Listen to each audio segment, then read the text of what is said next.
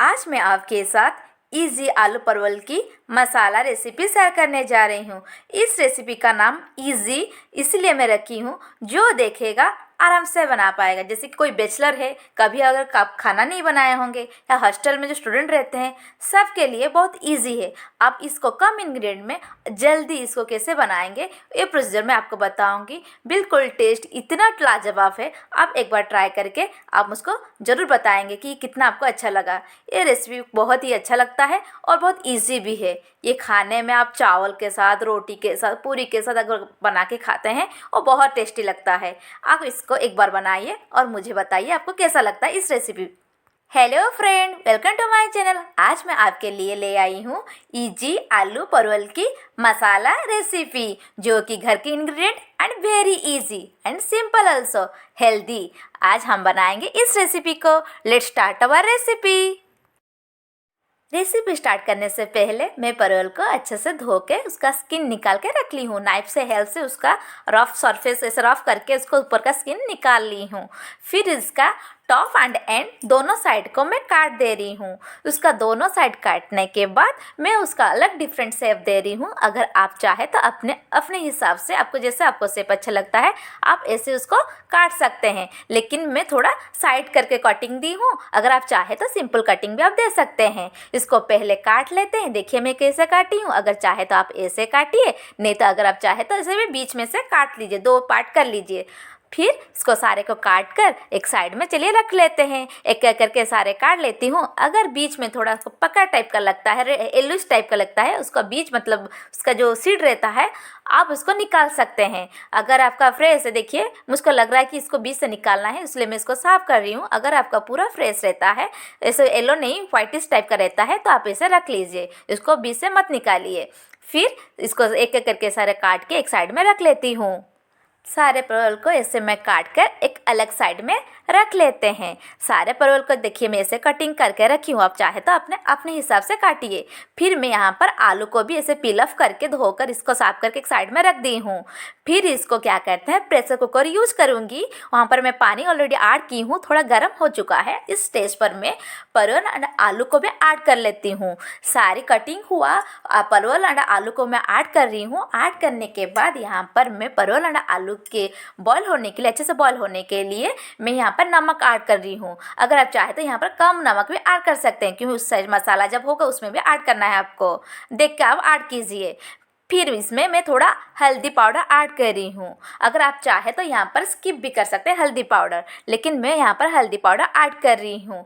सबको ऐड करने के बाद मैं हल्दी भी कम ही ऐड की हूँ, आप भी कम ऐड कीजिए। उसके बाद यहाँ पर मैं कवर देकर एक हाई फ्लेम में सीटी आने तक छोड़ दे रही हूँ। जब एक हाई फ्लेम में सीटी आएगा, उसके बाद मैं बंद कर लूँगी।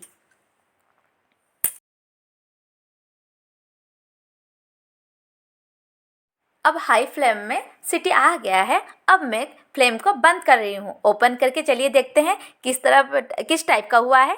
देखिए इस टाइप का आपको मतलब कुक होना है। पूरा इसको मत, ज़्यादा सीटी मत दीजिए, हल्का देखिए यहाँ पर मैं चेक की हूँ, आलू भी पक गया है।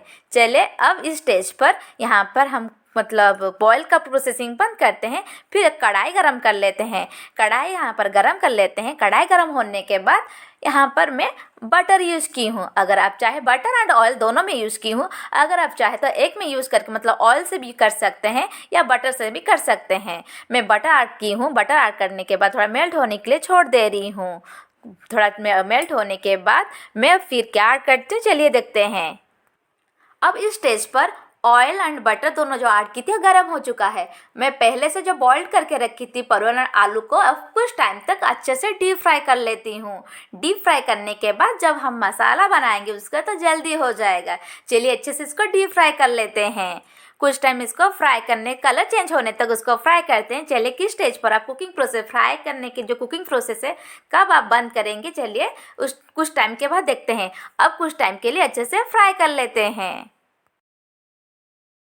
कुछ टाइम फ्राई करने के बाद इस टाइप का कलर आ जाएगा। और एक फ्रेंड, आप इस स्टेज पर कुछ भी ऐड मत कीजिए, जैसे कि नमक हुआ, हल्दी हुआ, कुछ मत ऐड कीजिए, क्योंकि बॉईल करने के टाइम में ऑलरेडी आप सॉल्ट एंड हल्दी दोनों ऐड कर लिए थे, इसीलिए इस स्टेज पर और कुछ मत ऐड कीजिए, डीप फ्राई कीजिए। डीप फ्राई होने के बाद एक प्लेट में निकाल कर साइड कर लीजिए।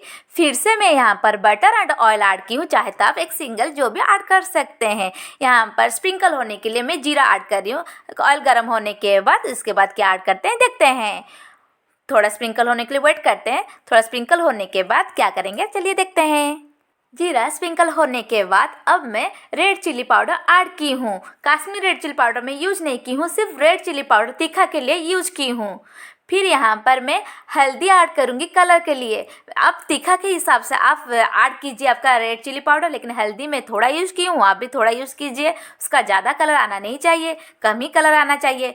फिर यहाँ पर मैं स्लाइस कटिंग करके रखी थी ऑनियन को यहाँ पर अच्छे से फ्राई होने के लिए मैं यहाँ पर ऐड कर रही हूँ और कुछ टाइम तक इसको ब्राउन होने तक फ्राई कर लेते हैं।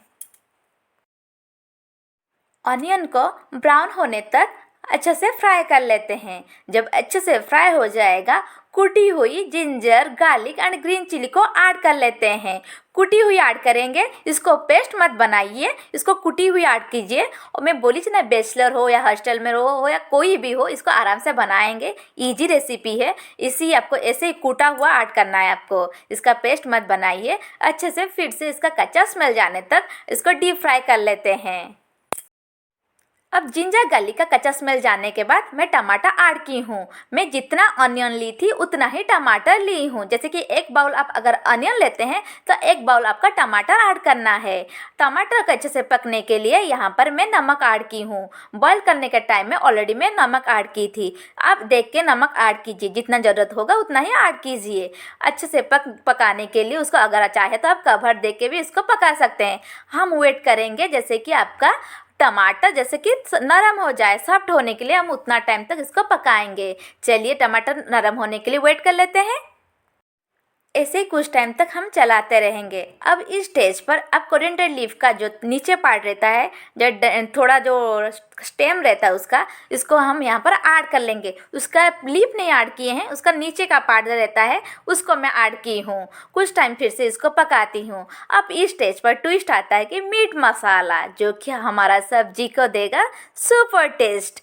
चलिए यहाँ पर हम यूज़ करते हैं मीट मसाला। अगर आपके पास मीट मसाला नहीं है, आप यहाँ पर गरम मसाला या चिकन मसाला भी यूज़ कर सकते हैं, लेकिन मीट मसाला में जो टेस्ट आता है वो लाजवाब है। यहाँ पर हम यूज़ करेंगे मीट मसाला।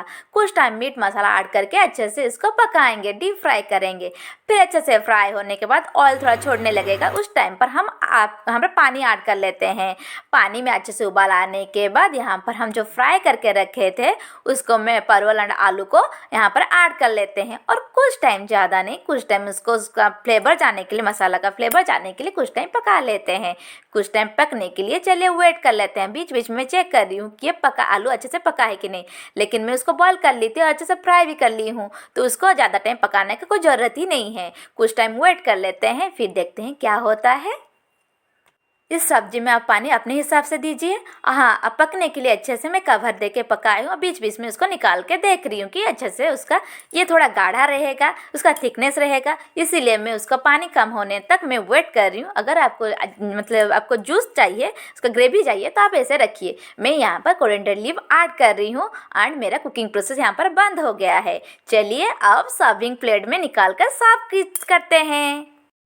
फ्रेंड्स, अब मेरा इजी आलू परवल की सब्जी बनके रेडी है। आपको लगा ना बहुत इजी, कम मसाला, ऐसे भी कुछ ज़्यादा मसाला ऐड नहीं किए हैं, फिर भी हमारा मसाला बनके रेडी हो गया है। If you like my recipe then like, share and subscribe. Thanks for watching.